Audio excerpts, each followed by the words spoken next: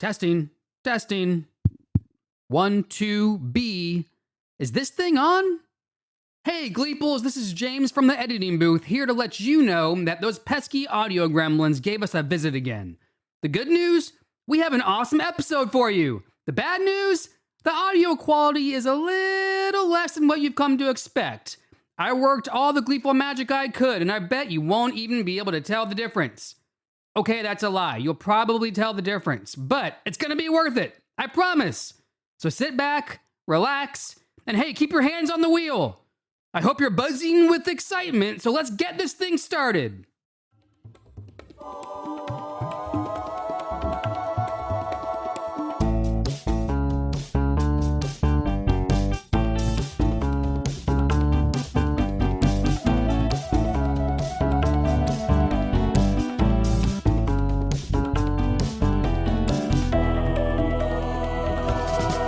Welcome to the Gleeful Meeple, a podcast all about board games where strategy meets laughter and, oh God, not the bees! They're in my eyes! They're in my eyes! Ah!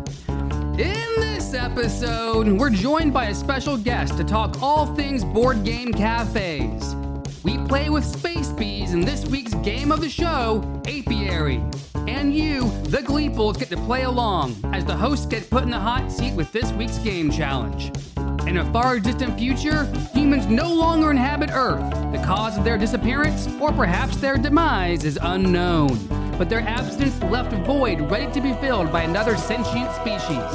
Enter the space bees. Will your faction be the strongest before you need to hibernate?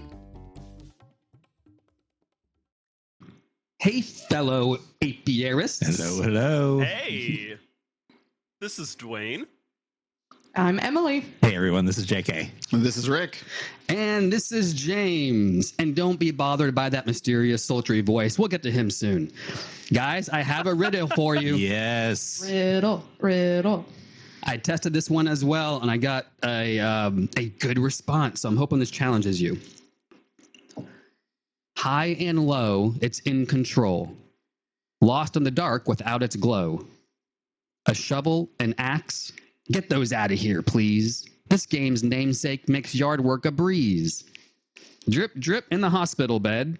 This game's creator brings joy instead. Not Dominion, not Clank, nor Dune or Arnak. Negotiate your way through this deck building stack. I am 100% certain I have it. Yeah, I'm clueless. JK, I'm so lost. can we count it down on 3 and say it? Sure. That would be very All hard right. to say. 3, 2, 1. Moonrakers.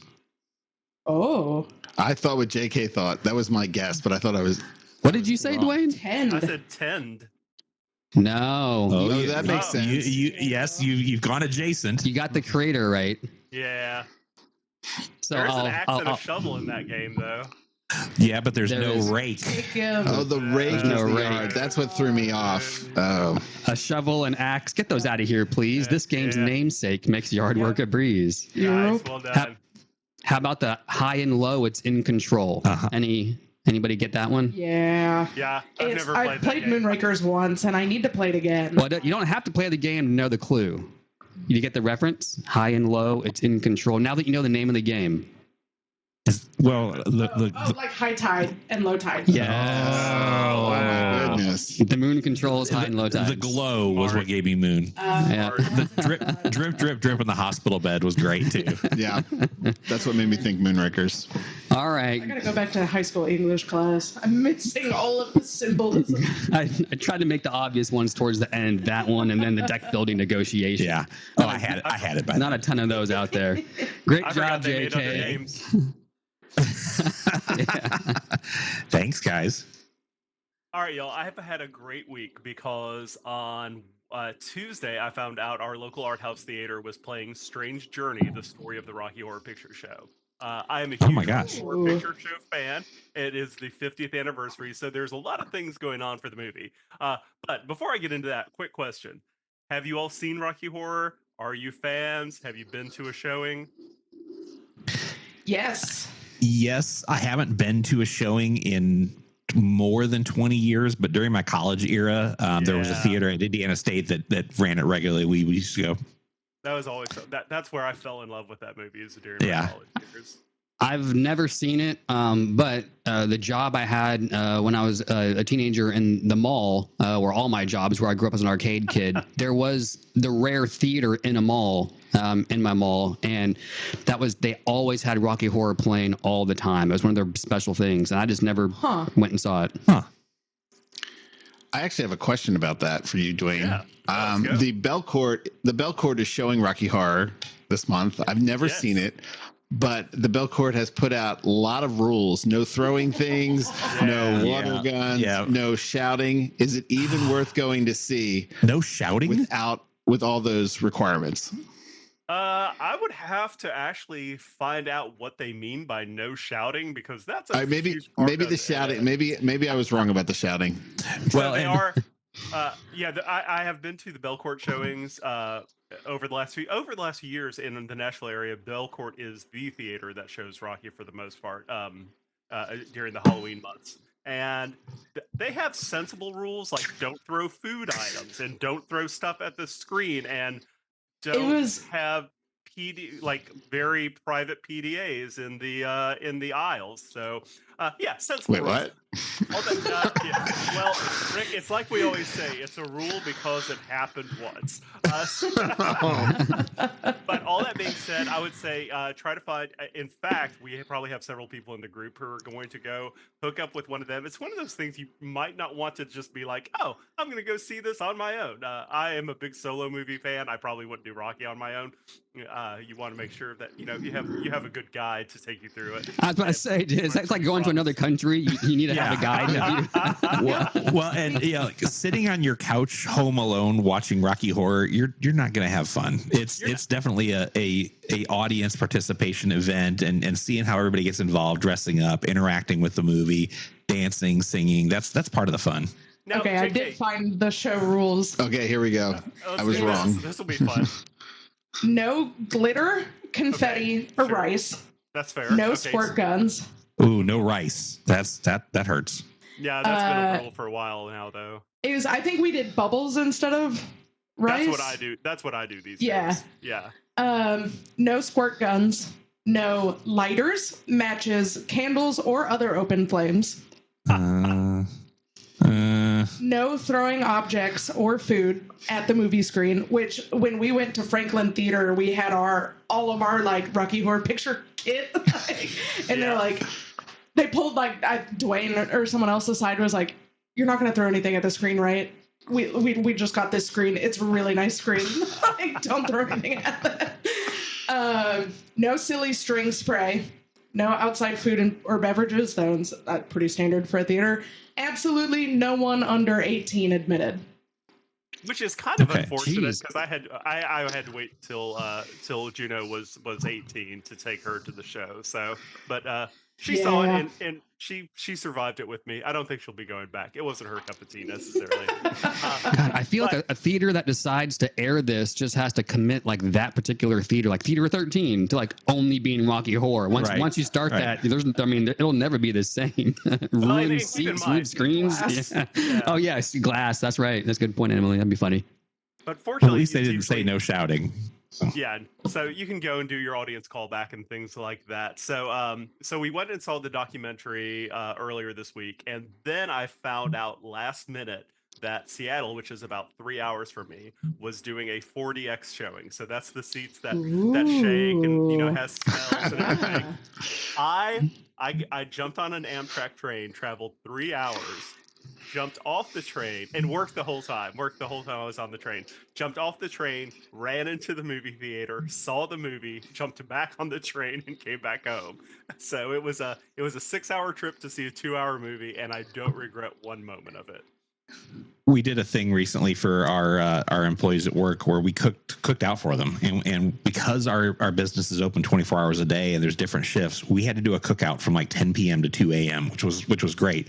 Had music, had all sorts of games, but we set up a little karaoke area, and people were jumping in and doing songs all night. And I even did a couple. And as I'm cycling through different songs that I can do, there's a guy at work that knows me fairly well, and he said, "Hey, is there any chance you could do Sweet Transvestite from Rocky Horror Picture Show?"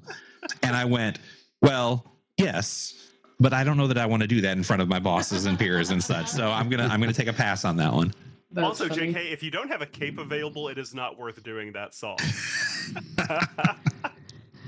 Well, geez, if you're in a town that has Rocky Horror, I mean, go check it out. Just leave your projectiles and flamethrowers at home. Yes.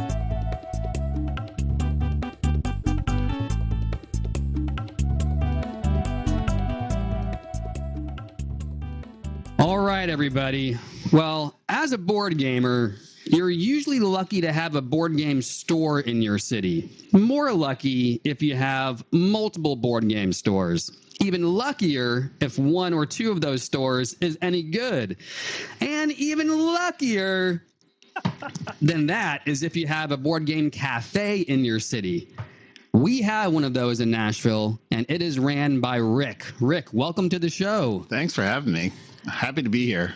We've been looking forward to having this conversation for a long time because it really is, I mean, a unique thing to have a awesome board game cafe in your town available to you at any point in time. And we'd love to talk to you about that. I'm glad you said awesome because I was afraid you had just been storing up grievances, and today was the day you were going to let them out. We're going to let him have it today. Oh, hot seat. Even luckier if it's a board game cafe that's any good. Oh, we can't say that. No. Oh my god. So I tell people all the time that like Game Point is one of the best things about Nashville. Oh, that's so nice to hear.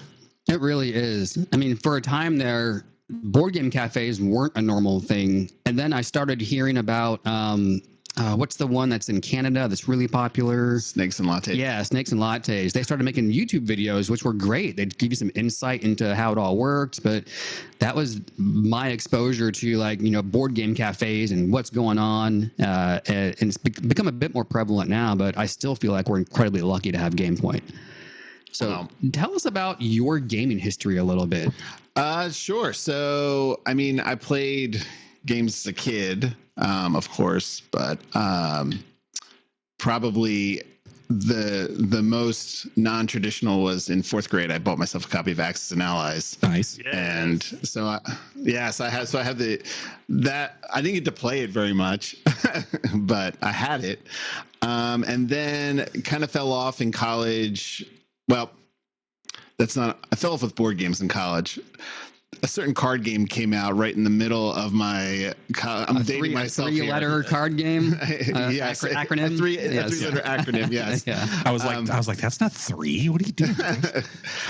So some friends and I in college did get into Magic just a little bit, but recovered from that and got back into board games. Got back into. I mean, to truly show you how low we had sank, my best friend in college and I used to go to the psych department and sign up for every study that they had available, get our cash allotment, and then go to the little get your fix of a booster pack. Yes, then we would go to the local store called Head Games, which was literally like 200 square feet. It was like cabinet and like 2 tables, just Magic cards, and we would get our packs, courtesy of the psych department. Nice. That's amazing. But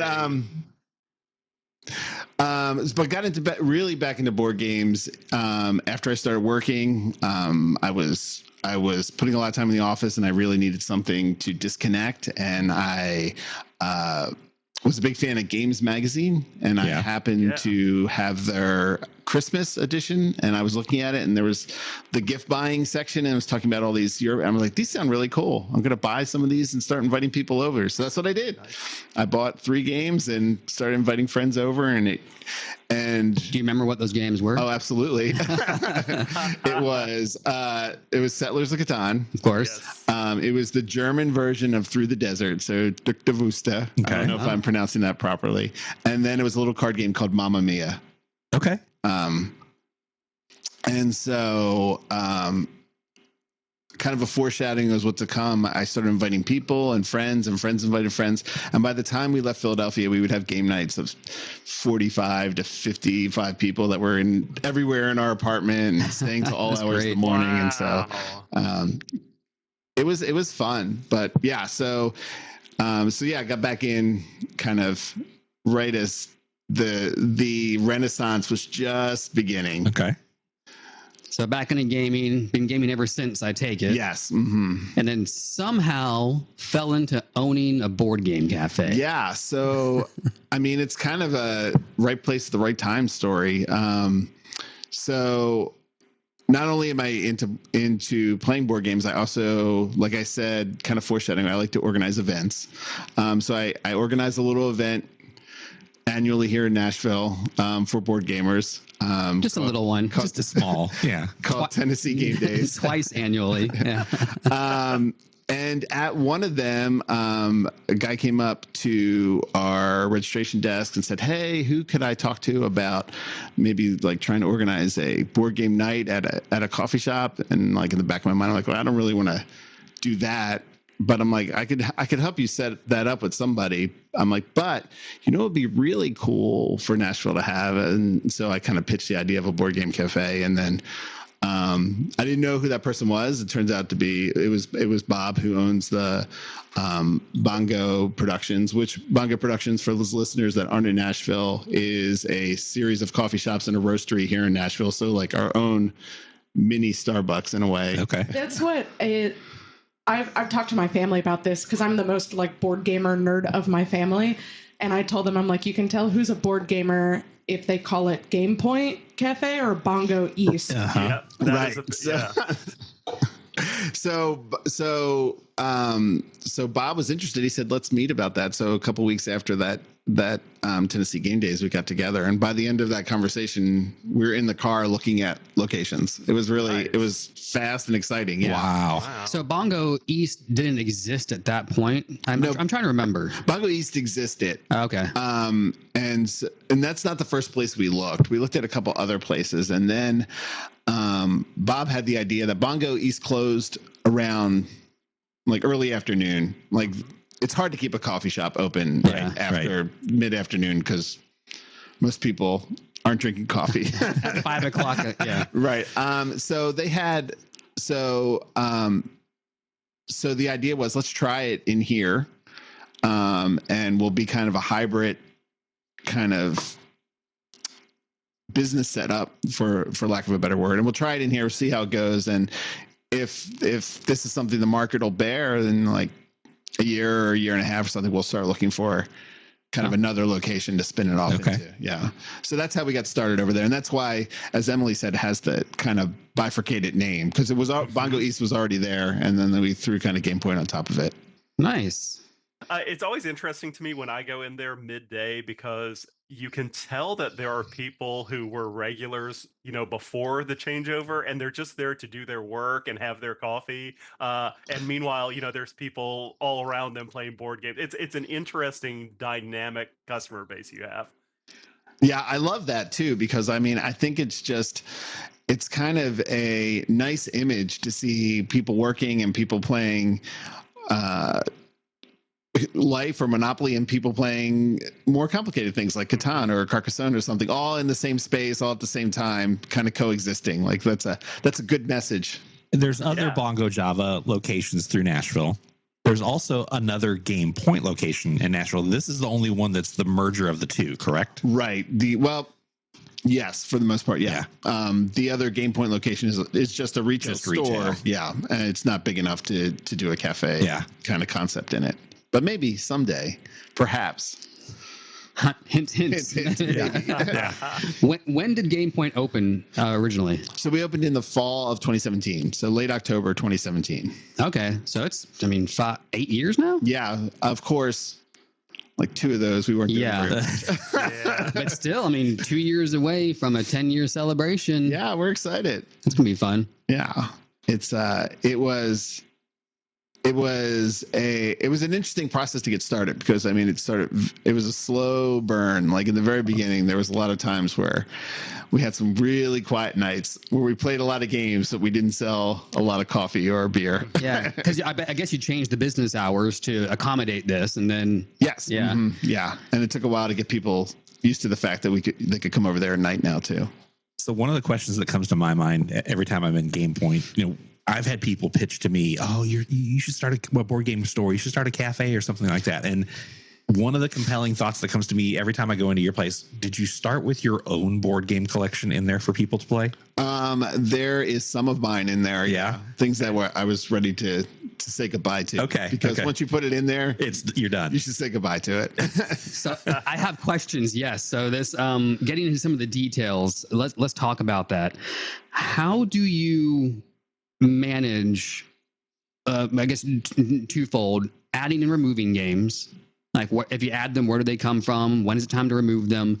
But then also just like, what do you do when games lose pieces? They get damaged. And so I'm just curious, how do you manage that collection? Yeah. So on the last question, it's a slow process. I mean, we try, and when we're reshelving things, we try and look inside, and you have a pretty good idea if something is going to have a problem just based on how it was put away. If there is half a cookie or a used napkin in there, it's time to take a look and see if it looks like maybe the game's still in. Instead of eating the cookie, they ate a game piece. Oh, God. It looked like a gummy bear. I don't know what to say. And part of that is we rely on customers too. Like if somebody's playing it and they realize it's missing something critical, they'll let us know and then we'll pull it. We have a little table in the back called the Game Hospital where we throw things and then we go through and see what we can save and what we can get back out there and what we have to honor its life and say goodbye to.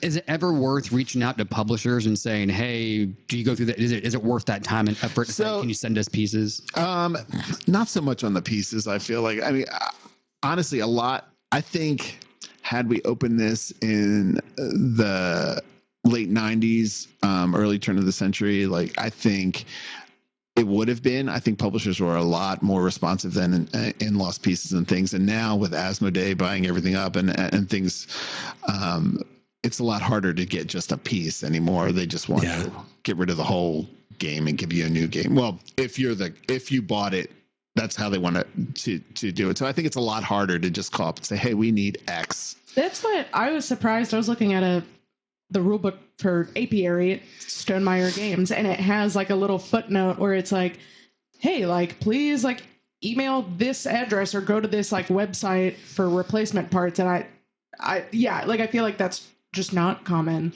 Yeah, I think Stonemaier is one of the old holdouts to still do that kind of stuff, which is great. The other thing too is if it's missing pieces, most likely it's beat.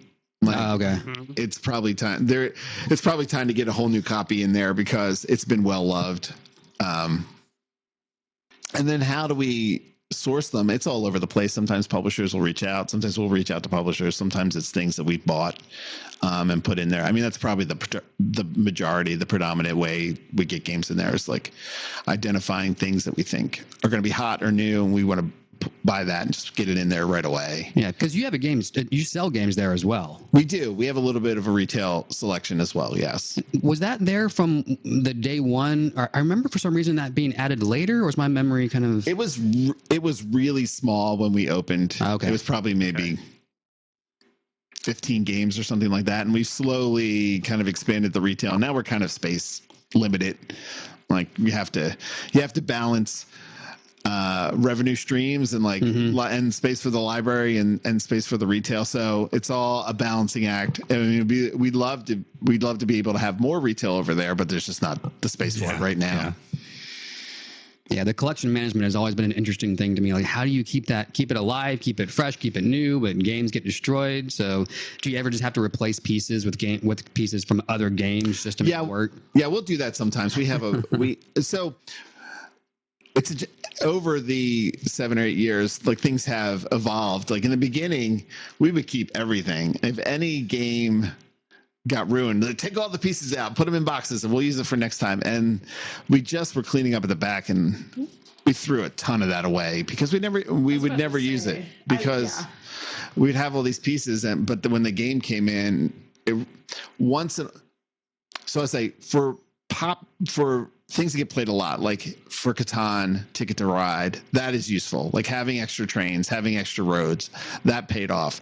But for something obscure like Flashpoint, having a bunch of fire cubes, like or not fire cubes, but tokens. The flame. the black cubes, the damage cubes. Yes, the damage cubes. Having a bunch of them lying around didn't really come into play very much.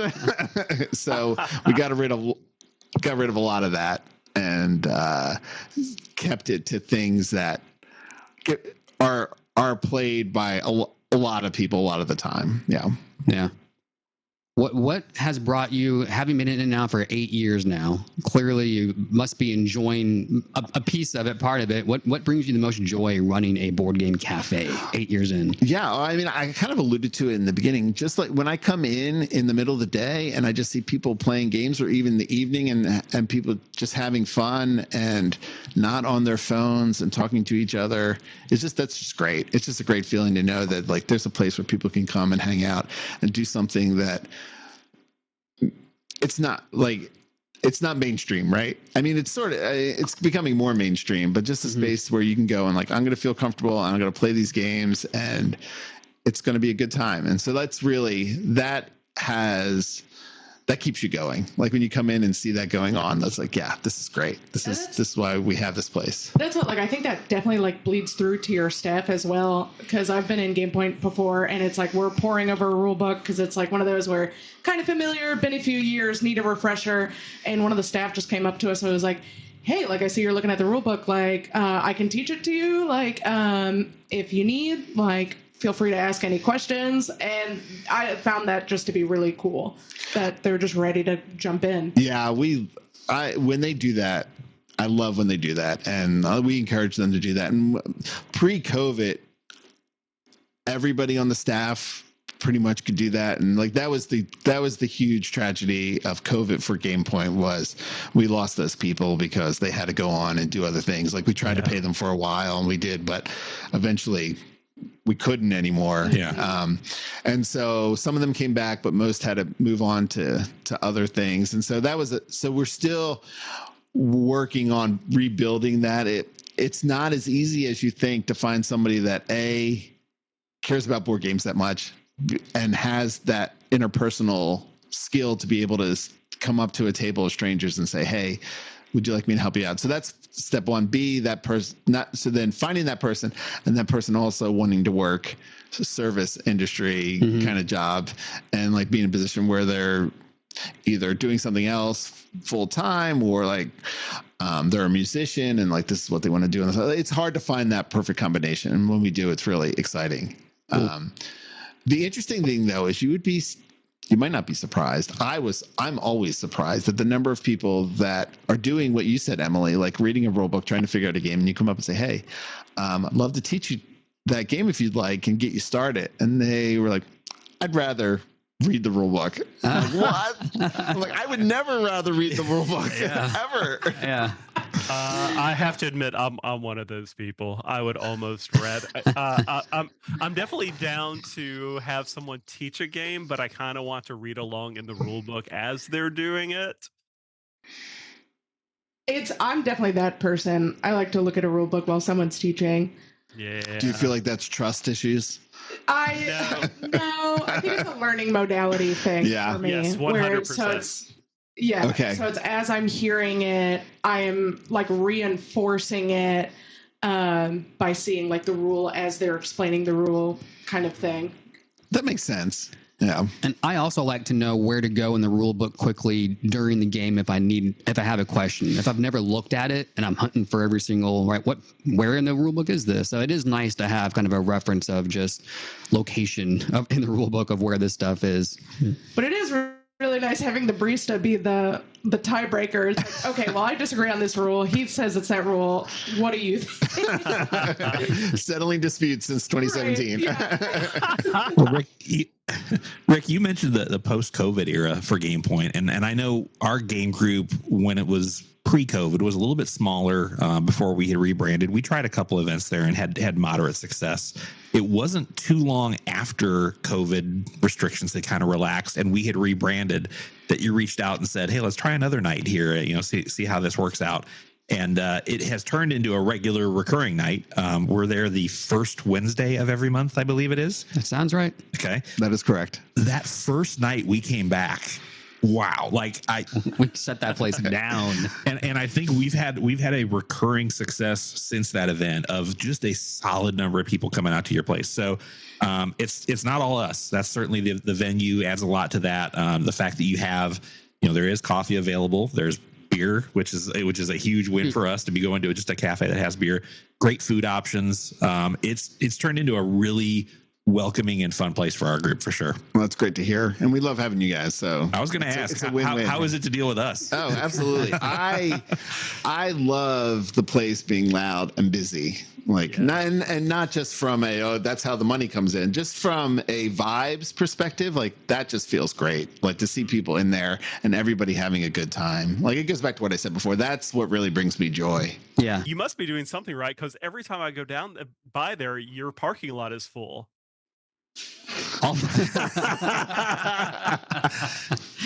Subtle inside joke. all four parking spots. 3. Yeah, Three one's and a handicapped. Yeah, or 2 and a handicap. Yeah.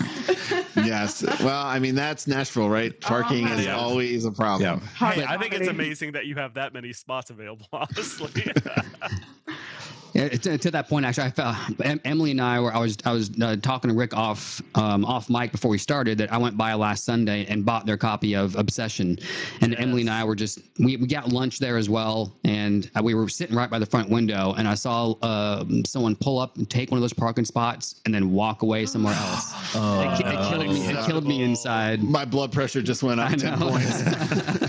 But to your point, Dwayne, about jokingly so, but parking lot being full. You mentioned early on it was slow nights at first, being open later, and not a lot of people there. It's still there 8 years in, so you must have the magic must be there for it to make sense. Because I know, going back to when I was talking about lattes. The other board Snakes and lattes. Snakes and lattes. Thank you. Like they have one model that they talk about. I've heard other cafes have other models where they charge people to come in and use the library and all kinds of things. It sounds like you figured out a model that works. Yeah, I mean that was a big debate we had early on for a bit. How do you monetize the games? Yeah, whether or not to, because you're right, James. A lot of board game cafes have a cover charge. Yeah. And part of the deciding factor was just the practicality of how are we going to enforce this when we have this existing customer base that's used to coming in and just doing their work or whatever, and then how can we justify we're going to charge you for a table, but that person over there has been on their laptop for an hour, we're not going to charge them. And I mean, you could tie it into use of the board games, but then if somebody brings in their own board game, then we're not going to charge. So there was a lot of how can we make a bright line rule here. And so the thought was, since we were trying this as an experiment, let's not just charge. And 7 years in, I really feel like that's the way to go, honestly, because we will get a lot of people coming in on a date or with their kids or something and grab drinks, play a game of Guess Who or something like that, and then leave. And I mean, we wouldn't be capturing that business if we also said, and it's going to be $5 or $10 in addition. I mean, I like board games quite a bit. And when I go to another board game cafe and I have to pay a cover, I'm like, grumble. Right. Yeah. Right. Well, then you have to manage it, right? Okay, well, you paid. Here's your wristband, or here's your thing. What's the system behind showing that? No, I'm allowed to play this game. I paid. Here's my wristband. It's a whole thing, right? Because there's not two whole separate rooms. This is just one single space for both the cafes. So. I've been to. I feel like cafe is not entirely the right word, but the place I went to in Oklahoma, where it's you walk in and I can't remember if that's when you pay the charge or it's more kind of restaurant style where you have your server, you sit at the table, you can get up and get the games whenever, but the server comes to your table, you order the drinks, order the food, order whatever through the server, and then just settle your tab at the end of the night. But I feel like that's a space that just from the beginning of getting into the door, acts and looks like a restaurant. Whereas I feel like Game Point, it's just a open square. Yeah. Is it kind of I'm going to get a Diet Coke, some fries, and a side of Grand Austria Hotel? Some deep fried hanamakoji. Yeah. But yeah, I think having that open concept, and it lends itself more to just like a free flow of like grab a game, grab a drink.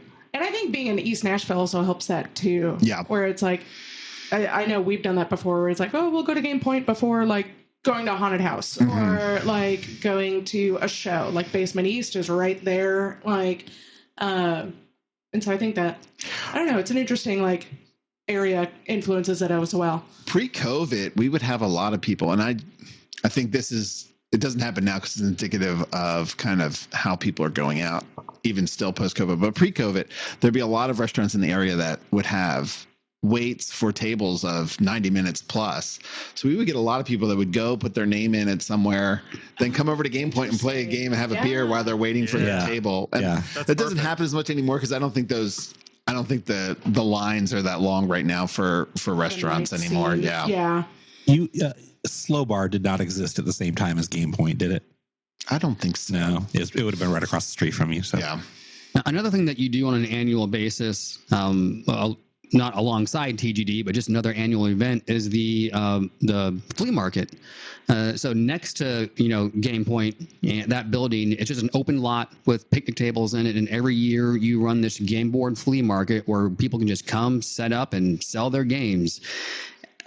I love that you support that local community that way and give the space for that, because they could, one way to look at it would be like, well, why am I going to do that? I want them to come in and buy my games, but that's, but you create that space, and you're even out there yourself with your own table selling your own like used games. I love it, but to support the local community that way is such a big deal. That's so great to hear from you, because that's intentional. Like the big part of what we want to do is to support the community and give people a space. And yeah, we could monetize that event and like charge people for tables or whatever, but it's just easier just to let people come out and like not have a barrier and have a space to kind of do that kind of stuff. So it's great to hear you say that too, because it is intentional. Like that's the thinking behind what we're trying to do. You're drawing in a lot of people from outside of Nashville for that as well. I've had customers there when I've had a table that are from Kentucky. I think I came in from Cincinnati. Oh my goodness. Yeah. So word is getting out for sure. Yeah, and we talked about Tennessee Game Days. They're like, what is that? I was like, how do you not know about, if you're anywhere in this region? It's like, it is the best 3 days of gaming, which we'll come back to that. But I have, no, let's actually talk about that first, because I have a final question I want to ask you that I think is most important for all this. Okay. But Tennessee Game Days, so it's twice a year in spring and fall, and fall is coming up. What are those dates? I should know that, right? November 7th to 9th? 7th to 9th. Whatever that first weekend is, November. Yeah. The Friday through Sunday. And that predates Game Point. So how long has Tennessee Games been going on? So our spring event, and so not this spring in 2026 will be our 20th. Wow. Yeah. Are you kidding? Yeah. I had no idea. So it started in 2006 in a very modest way. It was like Dwayne knows, he was there. Yeah. we were in a community room at the YMCA for like one day, and like that was the first Tennessee Game Days. It was like 30 of us packed in a tiny space, and and we've just been building and slowly building since then. Yeah, so that's been 20 years. Yeah. 30 people in the first year. Let's scale up. How many tickets have you sold for this year? For fall, 700 and wow, 750, somewhere in there. Okay. Yeah. For some reason, Rick, I remember that first Tennessee Games Day is where I played a choir for the first time. Nice. I just played a choir this Sunday. It still has legs. Yeah, it does. You have some pretty big help running TGD, right? Yeah. So the number of people that help has ebbed and flowed, but Russ is my right-hand man there. In some ways, he has taken the lead as Game Point has taken more of my time. He has picked up the slack, but that event wouldn't happen without him, because it has grown way beyond a one-man show. Yeah, I'm hoping that on a future episode, maybe we can have Russ come on and deep dive what it takes to run an event like that in detail. Like that would be a lot of fun. Y'all listening, if you've never been to Tennessee Game Days, it's literally just 3 days of straight gaming. Don't think of it like a Gen Con or something. But I mean, almost 1,000 people is awesome. But it's not vendors everywhere. There is that, but it's just the best 3 days of pure gaming you can have. It's a staycation for Emily and I. We live here. We get a hotel anyways and stay, or a room at the hotel and stay there. It's just fun. So if you've never been, make time for it. It's totally worth it. Spring and fall. I just wanted to point out one of my favorite things about Tennessee Game Day, and there are a lot, but the fact that the way you run your the people selling games, where they just kind of put them around the perimeter with signs. There is no other game convention that I go to that does that. It makes it easy. It means I don't have to take time out of my gaming to go run a booth at a flea market somewhere. I love the idea, and I'm so grateful that you handle it that way. Well, thanks. That was a lot of Russ and I famously with each other overthink everything. Like the littlest thing will be a half-hour conversation, and that we call it the distributed flea market. That distributed flea market model was a lot of conversation to finally get to it. So I'm glad that awesome. It's definitely one of the selling points of the event. Even when you get past the first day, I can't tell you how many times I'll be there all weekend. There will be countless times where I'm just going to say, I'm going to take a lap. I'm going to go see what's out there. Absolutely. That's our break in between games is taking a lap. I even do that. I'm like, I don't need another game between my personal collection, things that are at the cafe, things that the convention owns. I'm like, why am I looking at any other? I know. I don't need this. That's what TGD was the first instance of like my collection experiencing explosive growth. I had been a part of our board game group for like 3 months, did a lap with Dwayne, and I would like look at Dwayne and be like, is that a good price? He'd be like, yeah. And I'm like, okay, I'm gonna get it. All right, last question. So going back to how you've supported the community with, just running the cafe period, and your goals out of that of just bringing people together and enjoying that atmosphere, but then also doing the flea market. How can the community pay you back? How can we support you? I imagine with the tariffs, like board game prices are increasing, and that's affecting just the board game sales side of what you do.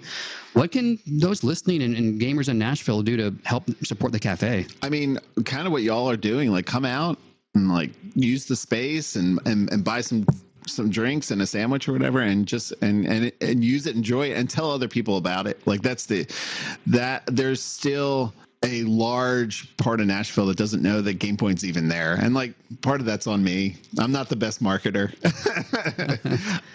But there's still people discovering for the first time. So the more people we can let know that, hey, this is out there, and not only is it a space where you can hang out, it's a space where you can discover board gaming, right? Like there's hundreds of games that you probably have never played that you can pull off the shelf and try out, and those aren't cheap, and so that'll save you some money and get you to try something new, and kind of, if we can keep paying that forward, right, and letting new people know, and that grows the hobby too. I just want people to like I said, I mean, I keep coming back. It's got a lot of value to me, and people finding joy in that space and finding joy playing games with each other, and getting off their phones and interacting, and just seeing each other in a way maybe that they don't normally. So yes, just keep supporting us, right?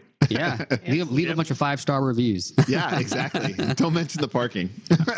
Yes, no. All right, Gleeples. That is Game Point, East Nashville, specifically at 5 points. Was that kind of how you lay that out? Yeah. Mm-hmm. All right in 5 points. Go see Rick. If you can't make it there at any other time, come see Gleeful Meeple there the first Wednesday of every month. Thanks for having me, guys. This was awesome. Thanks, Rick.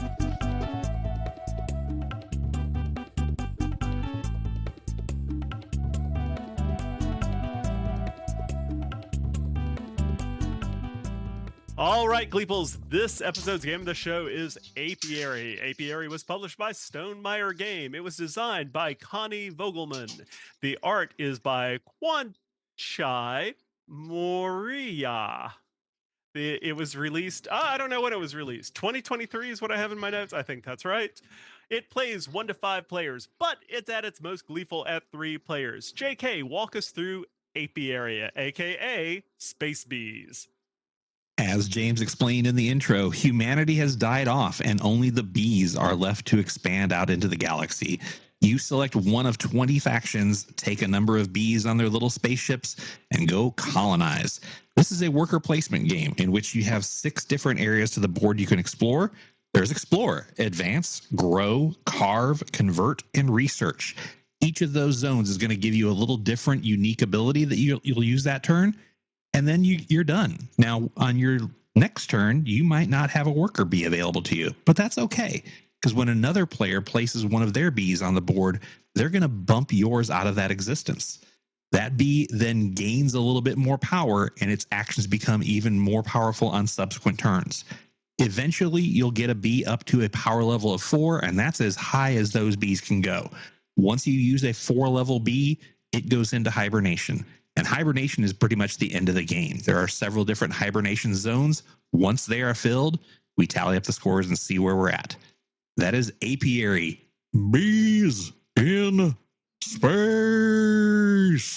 Just think of the, is it Arrested Development? Bees? Or the Wicker Man. There's just Nicolas Cage running around screaming, not the bees, not the bees.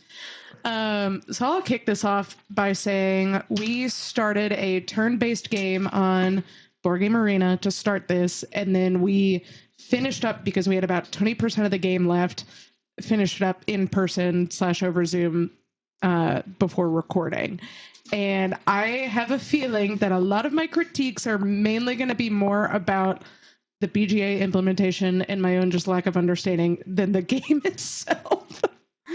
Well, yes. I'm gonna go out on a limb here, and I remember when this game was kind of being initially talked about, and I don't remember if Stonemaier did a Kickstarter for it or if they just did like a little email blast and said, "Hey, you can order this game. It's going to be a limited print run on the first run." And there was something about it that just sounded okay. I'll try this. And so I picked it up. Now I've probably played it, 5 or 6 times. It's a weird game. It is definitely, it's an odd little game. Well, I think one part about that when it comes to learning it and executing is, if I remember correctly, I didn't research this to refresh my mind ahead of time, but I'm pretty sure it was not originally a bee themed game. It had something else and they changed it. And that really does show. I mean, the theme here could be anything. Yeah. Right. If you're talking about if the workers are aging out, it could be a game about kids, going from, I don't know, elementary school to high school. And every time one of the tokens upgrades, it's them getting older. And all the different locations you go to, converting could be trading goods with your friends or toy. I don't know. It could be anything, really. Yeah. So the theme does not really help teach the game at all or learn the game. It's not that ingrained in it. One of the things that I was kind of bummed about playing it on BGA, because I've been wanting to bring this game out more often, get to the table more often at some of our events, but it's a little longer. It's a little bit more complicated of a teach. So I was really excited that you guys were getting to play it, but at the same time, you didn't get to see the tangible elements of the board, the game itself, like the little bee pieces, molded plastic. They're nice, but they're really neat because they have the level of the bee on each side. And as soon as your bee levels up, you just rotate in one click to the right, and it powers up. So there's a good table presence to it that we kind of missed out on. I was about to see how bumpable. Oh, absolutely. Absolutely. It happens. Yeah. I feel like that would make me nervous. Emily, you kind of noted when we were playing it that at least the BGA user interface for it was a little too busy for you. My word. It was challenging. I'm trying not to get into my developer brain rabbit hole of the whole user interface. But visually it was very, very busy. Really trying to hold back from busy bee type of pun making here. Right. But you have these sections of the board. It reminded me of Marrakesh or Darwin's Journey, where it's there are things going on in every section of the board. But for Apiary, the background behind that is a space themed artwork. And so that overwhelmed me a little bit. I didn't understand what, like, it was one of those, like, I knew the basic of the actions, but I realized today just how shallow of an understanding that was. And then because the board is so big on your screen, like, I recommend, like, if you're going to play this on Board Game Arena, play it on a computer. Because it's like the one gripe I have user experience wise is there were some actions where you had to click the action button at the top of the screen in order to then fill out that action. And then there were other actions where you had to click the card or the tile or the bee or whatever to then be able to confirm or like continue that action on the top of the screen. And so like I just had the majority of the game, I was just completely ignoring a mechanic because of how, one, because I didn't understand the rules, but two, because of how like the user interface was like built. The game itself is not that complicated.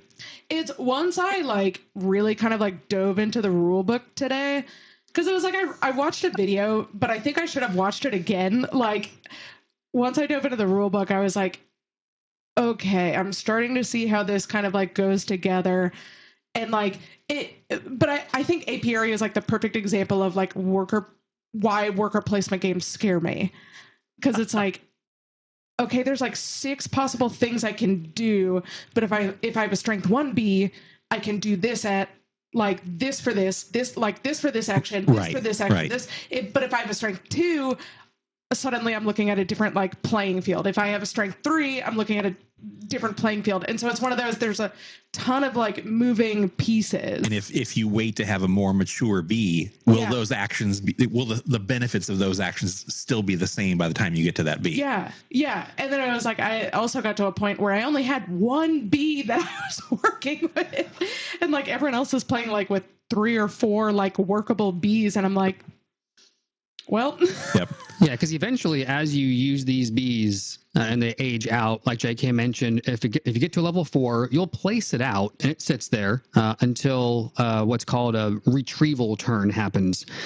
Normally, when you retrieve all of your less than level 4 bees, so 1 through 3, if you have those, and they all level up 1. If it's level 4, it actually goes away. It hibernates, goes off the board, out of play, and then there are other actions in the game that you can use to activate that worker another time. You know, several sections of the boards are very traditional worker placement. The one that's explore, you're moving around a grid of planets and getting resources.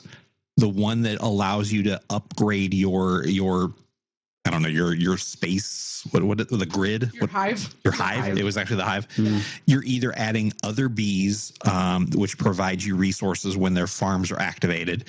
You're adding bees that give you special powers, so maybe it makes an action on the board a little bit more beneficial, or you're adding one-time bonuses that give you special benefits. Then there's the carve section, which gives you a different part of your beehive that's going to give you in-game scoring.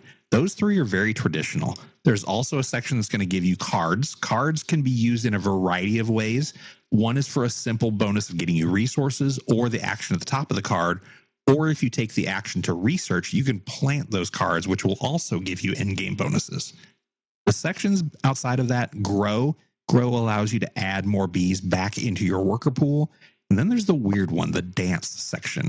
I don't know that anybody really took a whole lot of advantage of the dance section. I totally dance. did. Yeah. Yeah. I saw James working it. But it was one of those where it was like the dance is in the conversion section. So when you teach the dance, you get some rewards.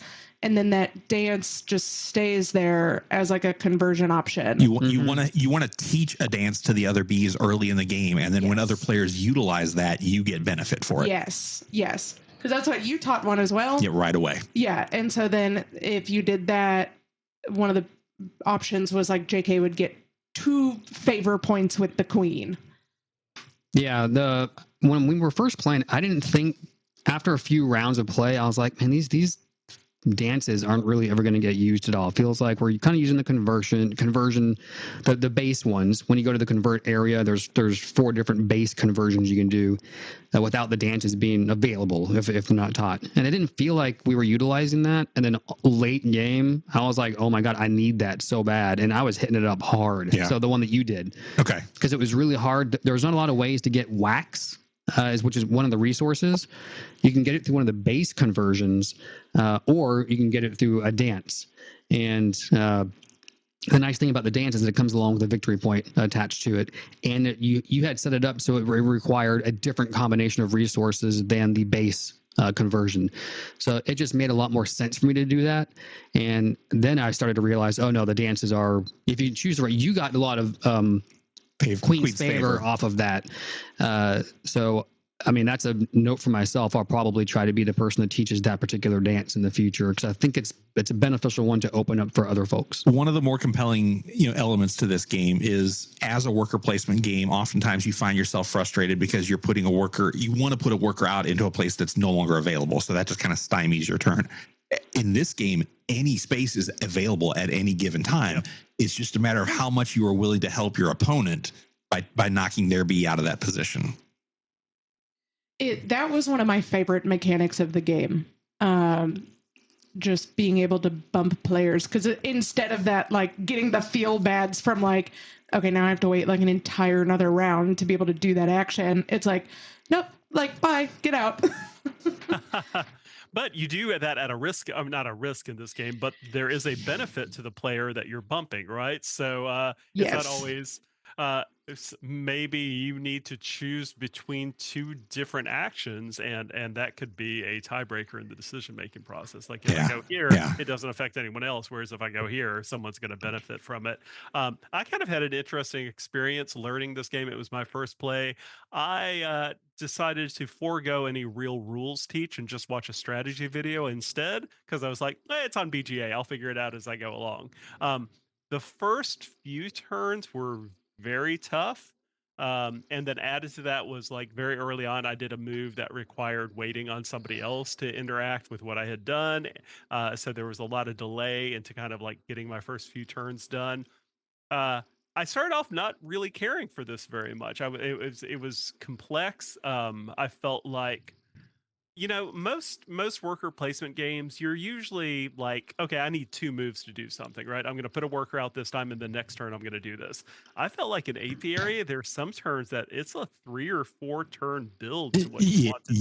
Right? Yes. So You are planning way in advance. Yeah, and then of course the board state is changing so much that, by the time it comes around to what you originally want to do, you might have to call an audible and move in a completely different direction. But, once I really started understanding the flow of the game and how my moves affected other players and what I could do in all the spaces on the board, I really settled into enjoying the game quite a bit.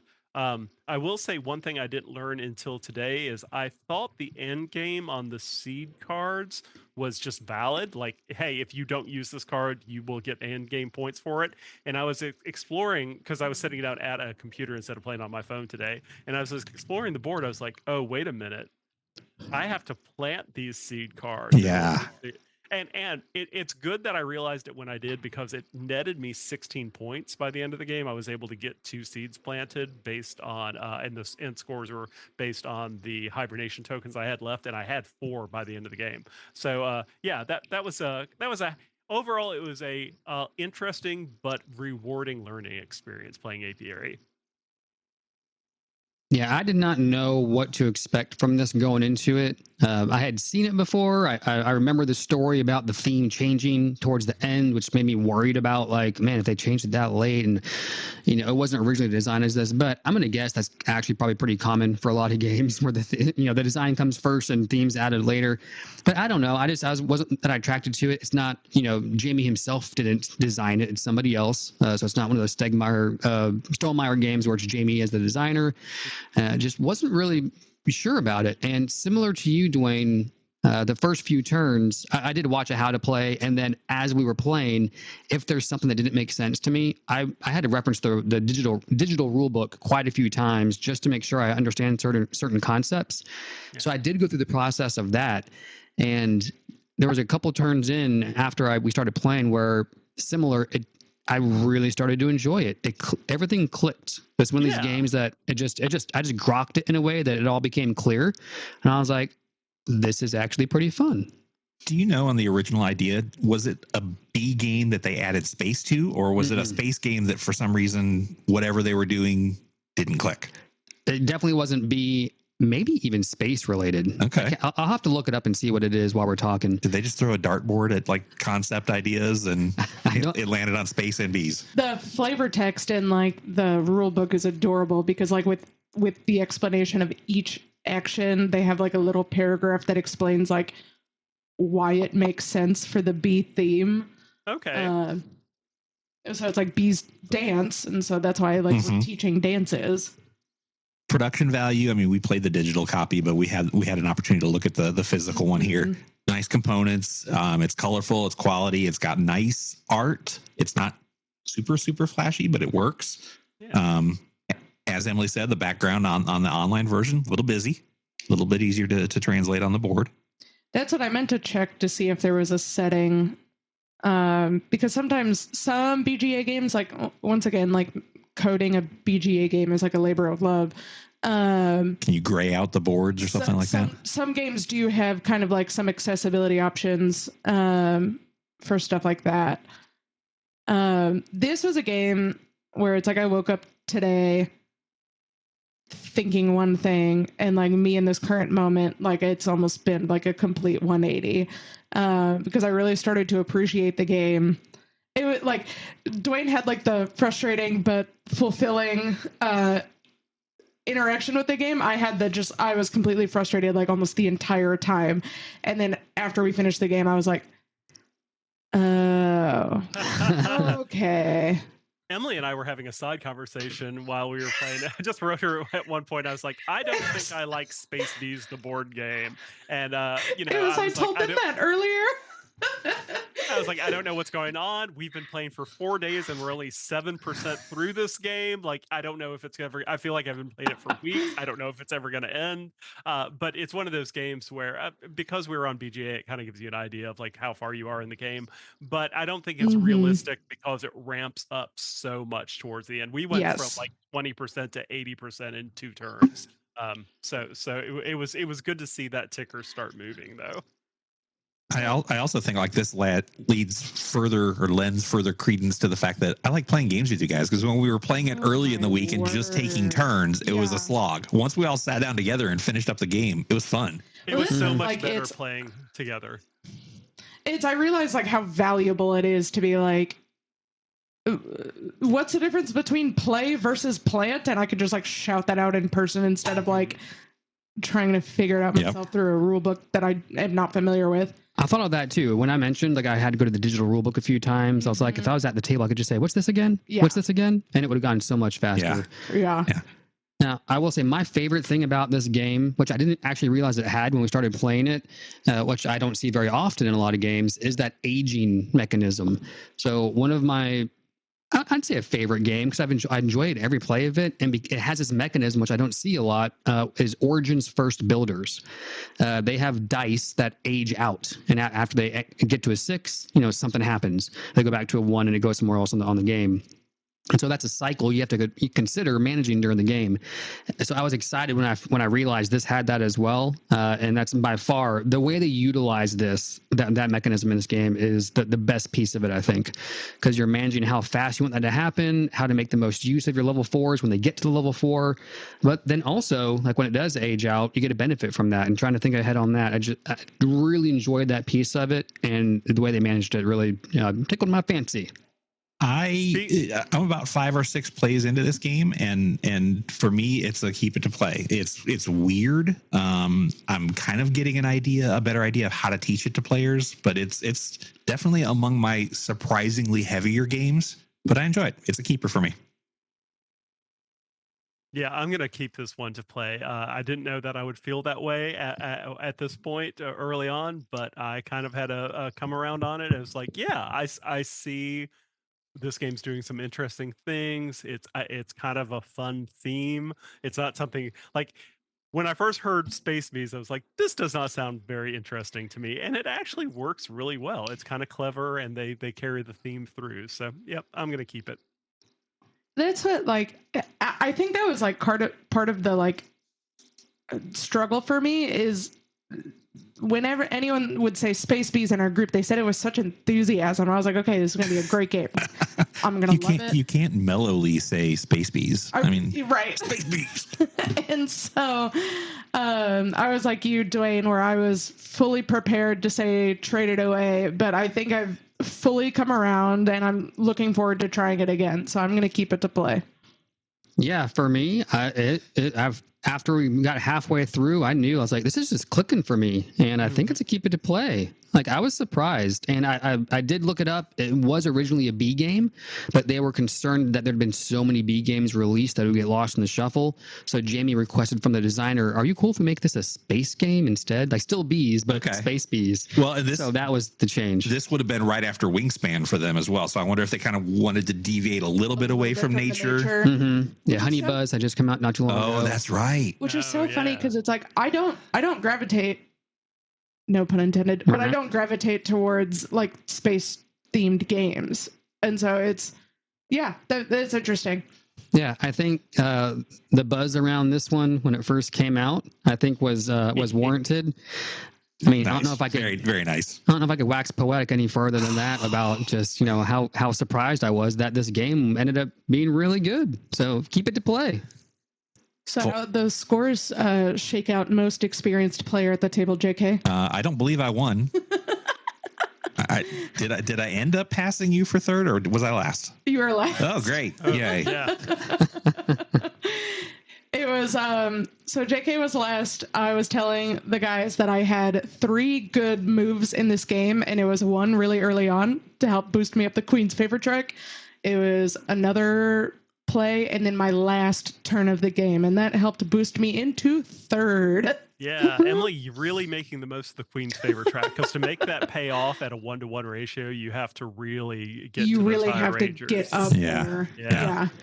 Yeah, and then I ended up, with it just clicking. I figured out a strategy. I would say almost early on. I kind of knew what I was working towards, and it worked. So I ended up winning this one, which means. Hey, I got second place because, and I wish I could give credit to the video I watched for the strategy, but he had 4 or 5 strategies, and the one he mentioned was the big build, where you just keep building tiles to get those 8 extra victory points. So that was kind of my guiding principle. I don't think it worked quite as well as I wanted it to, but it was good enough to get me in second place, which means I get to choose the game for the show next time.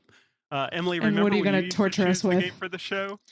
Oh my word! I've chosen one since like January or February. I just went to get second. So, guys, I'm going to dust off one that I own personally. It's been in my collection for quite a while, and it's just a solid, strategic, but quick game, and that is Race for the Galaxy.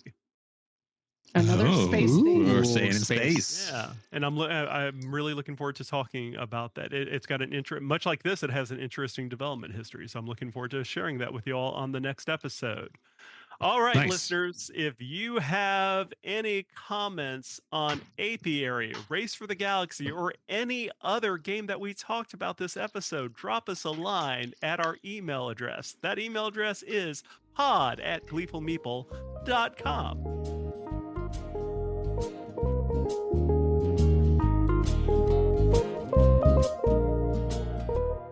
So I think we've been talking enough about board games and board game cafes and board game stores enough that it's time to play a game on air. No, not a board game, a game about board games.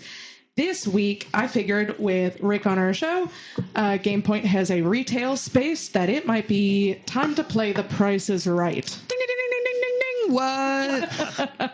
Come on down. So I have picked 5 games from 5 different retailers, and you're going to tell me how much is it priced? How much is it selling for? I'll give you the retailer. I'll give you the game name. If you want me to, I can give you the year it was released, if that helps your deductions at all. So we want the price from that specific retailer. Yeah, game and retailer. Oh. I will just go ahead and say none of these are like listed as like on sale, so don't be thinking about any like on deal prices. Just think kind of like, What if I've got a frequent purchaser card and I get 5% off? no. This isn't Nerds Day prices? Whatever the price is on my screen is the law right now. Okay, Everyone ready? I believe so. Yes. Let's do it. All right. So your first game, hello. The first game for our first round is going to be Cosmic Encounter Duel. It is selling on Amazon for how much? This is Price is Right. I can just $1 it the whole time. Hope everybody goes over. And this was released in 2020. So this is about a 5-year-old game. Following the duel trend. Everyone ready? I do have a text from Dwayne. Okay. All right, ready? Everyone go ahead and share your answers. All right, we have $12.79 from JK, $23.99 from Rick, $39.99 from James, $24.99 from Dwayne, and it is on Amazon today as $15.99. Oh, man. Wow. I way overshot. So JK gets 1 point.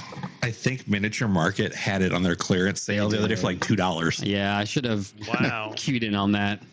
All right, on GameNerds.com, we love Game Nerds for their Nerds Day sales. Is it biannually now? It is now, yep. On their new releases, we have Fuego by Keymaster Games. This is GameNerds.com, and Fuego was released in 2024. All right, everyone locked in? Go ahead and reveal. All right, we got James with 37, Rick with $14.99, JK with $26.94, Dwayne with $29.99. The price on GameNerds.com today is $24.99. Oh, I think it's me, right? I think it's right. All right. His first point. I feel like we need a Plinko board or something in here. Who gets to spin the wheel to end? Right. All right, moving on to Miniature Market, who has had some insane deals lately. This is not on one of those insane deal pages. This is Forest Shuffle Dartmoor on miniaturemarket.com. How much is Forest Shuffle Dartmoor? New arrival. I think that released this year. I used Miniature Market as an example with my kids the other day of vertical integration because, Asmodee owns them. Yeah. Mm-hmm. And right, so Asmodee makes the games, distributes the games, and then sells the games. What a beautiful lesson in economics. Mm-hmm. Yep, Dartmoor is a 2025 release. All right, everyone locked in? Go ahead and reveal. All right, we got Rick with $19.99, James with $17.50, switching up his strategy. I'm trying. It wasn't working. JK with $39.99 and Dwayne with $24.99. Today on Miniature Market, you can get Forest Shuffle Dartmoor for $27.99. Dang it. Oh, Rick again. Wow. Wait a minute. No, that's Wait, What was Dwayne? Dwayne? Oh, yeah, Yeah, Dwayne got Dwayne it. got it. All right. Oh, wow. All right. This is going to come down to a tiebreaker potentially. James, you got to win this one. Yeah. Break it all you For real. Okay. $1, Bob. Moving on to Noble Knight Games. Oh, okay. Oh, interesting. Noble Knight Games is selling Architects of the West Kingdom Kickstarter Edition for how much? Architects of the West new or used? Kingdom is it is not denoted as used, so I will assume new. Oh, man.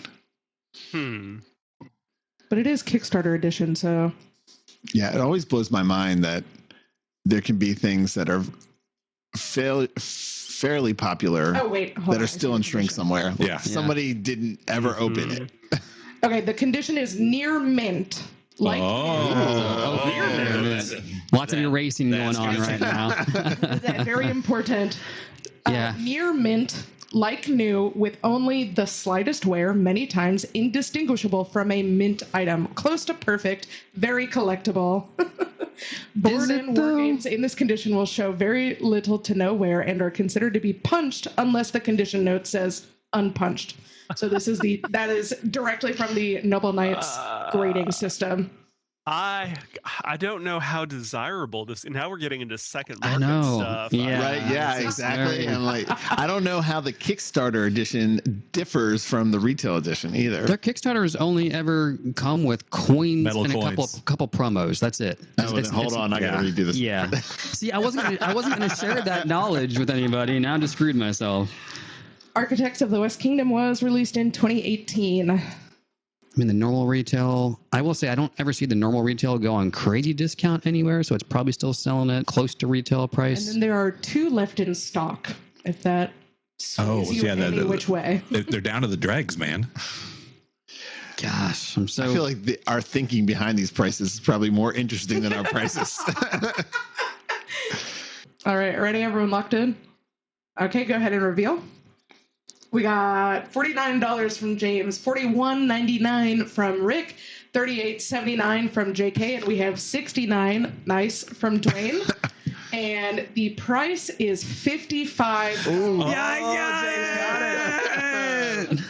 No. And so for the win. This is We all got one? Is that what happened? Everybody has one. Wow.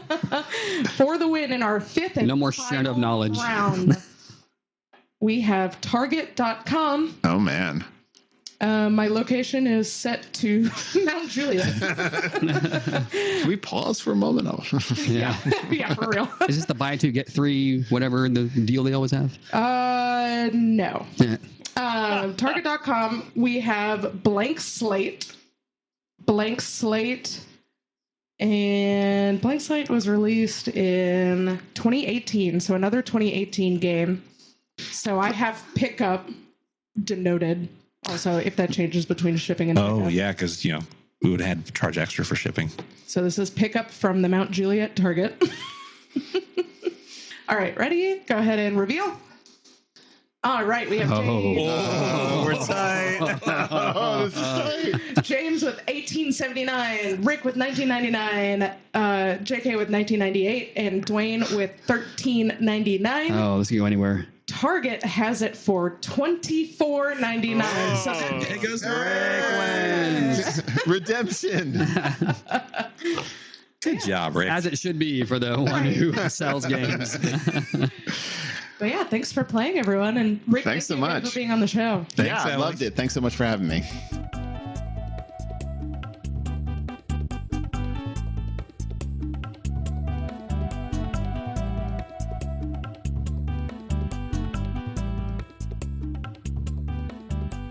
All right, everyone. That's going to do it for us for this week. We first off want to thank our special guest, Rick from Game Point, for hanging out with us, telling us a little bit about what he does and the history of his place.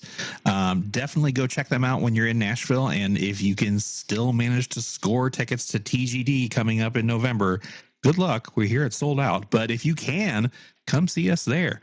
We also want to thank our sponsor for today's episode, the Korova Milk Bar. Korova Milk Bar. Bring your droogs and enjoy a cold cup of Moloko. Juvenile Well done, delinquents JK. are welcome and encouraged. Emily, anything on that one? Nope. Nope, not Are a you going to clue. listen Over the to a head. bit of the Ludwig von afterwards? Yeah. James is also looking really confused. Oh, y'all. Nothing. JK, I just Wayne, watched a you- Kubrick film last night. In fact, not that one, but So this is from A Clockwork Orange. I see. Weird movie. It doesn't fit the Space Bees theme, but it fits weird. Emily, have you seen The Shining? No. Okay, that is the Kubrick film you should watch, but right behind it is Okay. Clockwork Orange. All right. Thanks again, folks. It is mid-October. Come find us at any of our events in the Nashville area, and we will see you soon. You can email us at pod@gleefulmeeple.com or find us on Instagram at gleefulmeeplepod. Thanks, Gleeples. We'll see you. Bye, everybody. Bye, Gleeples.